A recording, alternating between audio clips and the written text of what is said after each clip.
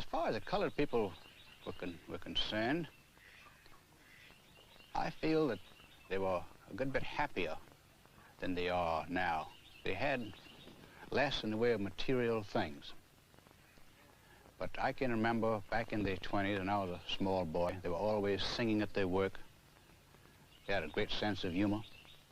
And now today, they just don't seem to care much about that as they used to. And I think they've lost their sense of humor somewhat, which I deplore.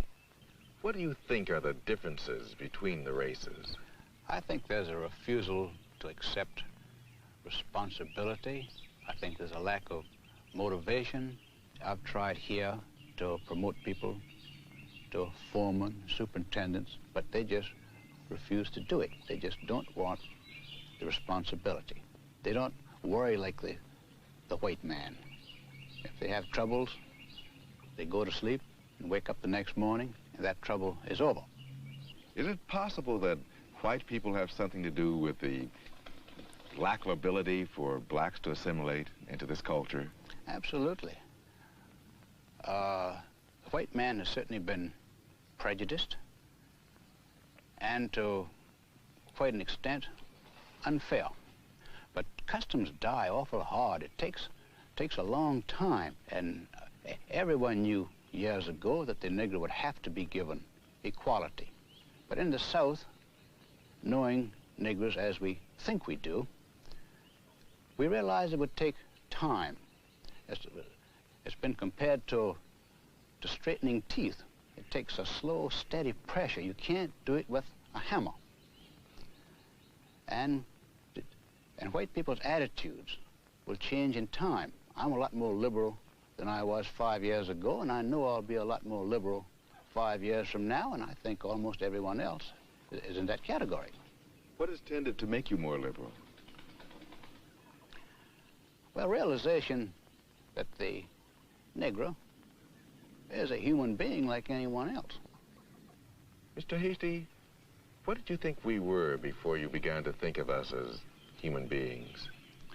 Well, in a way, we thought of you almost as a very superior pet. Something, or rather someone, we had to take care of, because we had to do so much of their thinking for them.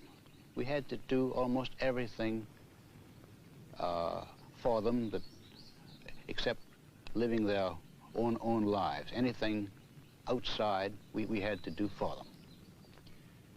So Daisy was my little playmate, my maid, my friend, and the daughter of old Catherine, who was a cook that we adored. And so all those years, we played together, and everyone was happy. We never heard of all these things that we hear about today. And there were nearly 100 enormous rice plantation with many animals around and a beautiful old house and about 100 colored people there. But we loved them. They were our friends. And then it's no disgrace to say they're like children. When we say that, it's because they are like happy children, some of them. Because they like to sit in the sun and rather than work hard. And they'd rather play than work. If you could, would you paint a picture for us of what it was like on the plantation in your early days? It was a lovely, happy time living in open spaces with many lovely colored people and animals and flowers and fields.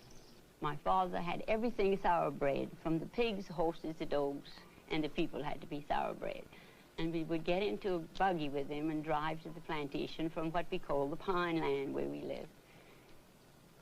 And we would spend, every Saturday this was, and we would spend the day in old Fortune, I can see him now, would give us dinner, and we would have a heavenly time. And old April, he was the dairyman. That's all he did.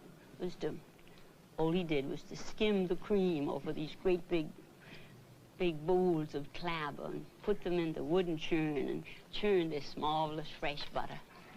That was April's job. He didn't do anything else but love us and skim the cream.